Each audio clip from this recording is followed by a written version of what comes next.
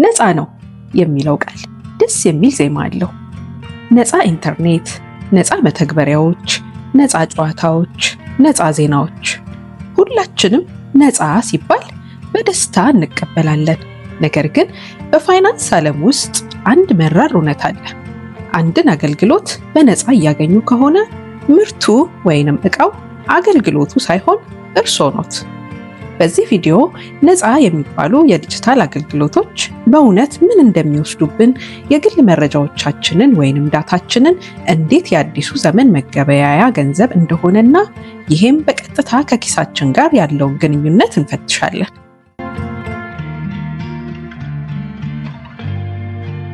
ከዚህ በፊት ሀገራትና ባለሀብቶች የሚዋጉት ለወርቅና ለነዳጅ ነበር። ዛሬ ግን ከሁሉ በላይ ዋጋ ያለው ሀብት መረጃ ነው። በነፃ የምትጠቀሙባቸው ሶሻል ሚዲያዎች በእውነቱ በእናንተ ላይ እየሰሩ ነው። እናንተ ፌስቡክን ወይንም ቲክቶክን አትጠቀሙ፣ እነርሱ እናንተን ይጠቀማሉ እንጂ። ምን ትመለከታላችሁ? ምን አይነት ፎቶ ላይክ ታደርጋላችሁ? ምን አይነት ጫማ ትፈልጋላችሁ? ምን ያህል ሰዓት ስልኩ ላይ ትቆያላችሁና የመሳሰሉት እነዚህ ሁሉ ዳታዎች ናቸው። እነዚህ መረጃዎች ተቀነባብረው ለትላልቅ ኩባንያዎች ይሸጣሉ። ዳታው ዛሬ ላይ እጅግ ውድ የሆነ የፋይናንስ አሴት ሆኗል።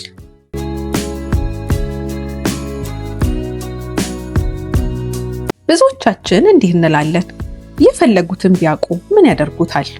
እኔ የምደብቀው ሚስጥር የለኝም። ነገር ግን ጉዳዩ ሚስጥር መጠበቅ አይደለም። ጉዳዩ የእርሶን የመግዛት ባህሪ መቆጣጠር ነው። የቴክኖሎጂ ኩባንያዎች የእርሶን ዳታ ተጠቅመው ምን እንደሚያስፈልገውት ከእርሶ ቀድመው ያውቃሉ። ትክክለኛውን ማስታወቂያ፣ ትክክለኛውን ግፊት በትክክለኛው ሰዓት ፊታችሁ ላይ ያመጡታል። ያላስፈላጊ ዕቃ እንድንገዛ፣ ዕዳ ውስጥ እንድንገባና ቁጠባችን እንዲቀንስ የሚያደርገው ዋናው መሳሪያም ይሄው ነው፣ በነፃ የሰጠናቸው ዳታ። ይሄ ደግሞ ከፋይናንስ ነፃነት መንገድ ላይ የሚያሰናክል ድብቁ ወጥመድ ነው።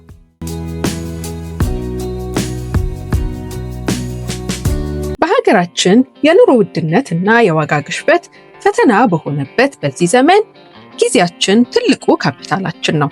አንድ ሰዓት እንኳን በአዲስ ክህሎት ላይ ብናውል በ6 ወር ጊዜ ውስጥ ተጨማሪ ገቢ ሊያስገኝልን ይችላል። ነገር ግን ያ ውድ ሰዓት በነፃ መተግበሪያዎች ይወሰዳል። እነርሱ የእርሶን ዳታ ወደ ቢሊዮን ዶላር ሲቀይሩ፣ እርሶ ግን እድሎንና ጊዜውን እያጡ ነው። ዳታ ብቻ አይደለም የሚወስዱት፣ ትኩረትንም ይወስዳሉ። ትኩረት የሌለው ሰው ደግሞ በፋይናንስ ዓለም ውስጥ ተወዳዳሪ ሊሆን አይችልም።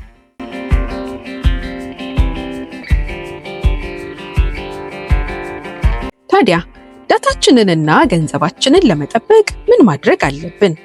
የመጀመሪያው ዳታን እንደ ገንዘብ መቁጠር ነው። አንድ መተግበሪያ ከመጫኖ በፊት ይሄ አፕሊኬሽን መረጃዬን ቢሸጥ ምን ያክል ይከፈለዋል ብለው ያስቡ። ሁለተኛ፣ የማይጠቅሙ አፖችን መሰረዝ ነው። ስልኩ ላይ ያሉት አፖች ብዛት በጨመረ ቁጥር ዳታው የሚፈስበት ቀዳዳም ይበዛል።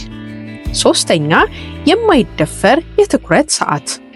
በቀን ውስጥ ቢያንስ ለ90 ደቂቃ ስልኮን አርቀው ስራው ወይንም እቅዶ ላይ ብቻ ያተኩሩ። አራተኛውና የመጨረሻው ኖቲፊኬሽን ማጥፋት ሲሆን የእርሶን ትኩረት ኩባንያዎች እንዲቆጣጠሩት አይፍቀዱ።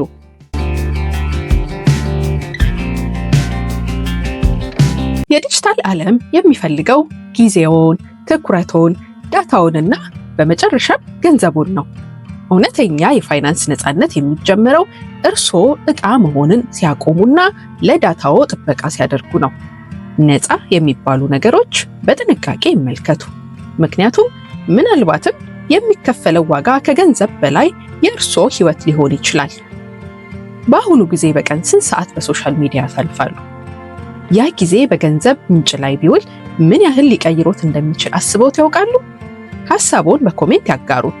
ጤና ፋይናንስን ሰብስክራይብ በማድረግ ከዲጂታል ባርነት ወጥተን እውነተኛ የፋይናንስ ነፃነት አብረን እንገንባ። አብረን እንማር፣ አብረን እንደግ።